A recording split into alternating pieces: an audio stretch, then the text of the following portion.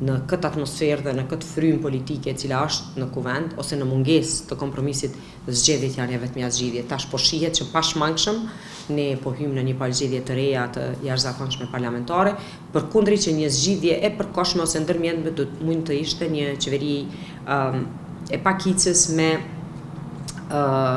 agjendë për miratim të buxhetit dhe disa prej marrëveshjeve ndërkombëtare të cilat do të mund të zhbllokonin fondet e bllokuara edhe nga Bashkimi Evropian, nga plani i rritjes, por gjithashtu edhe nga marrëveshje tjera me shtete bilaterale të cilat po mbesin pa u votuar. Unë nuk mund të flas për këtë pjesë se asnjëherë nuk kam thënë se i kemi votat në këtë pjesën e fundit kur e kom pa që nuk po mund të konfirmohen 61 vota. Po them edhe një herë, ka pasur deputet që kanë qenë më optimist për procesin e diskutimeve, dhe ajo me të ditur çka është bërë dhe për opinionin publik. Përmenda ka qenë 3 deputet të nisme socialdemokratë dhe deputet individual nga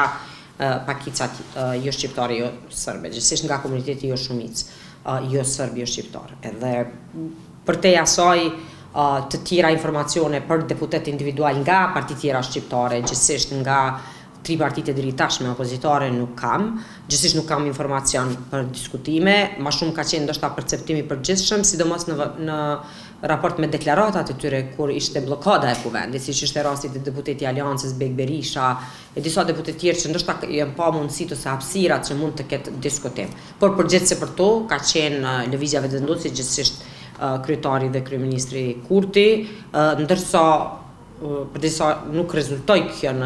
në votim të qeverisë dje, u pa që nuk ka konfirmime pozitive për mbështetje nga këta deputet. Unë besoj që i vetmi ndryshim mund të jetë në rast se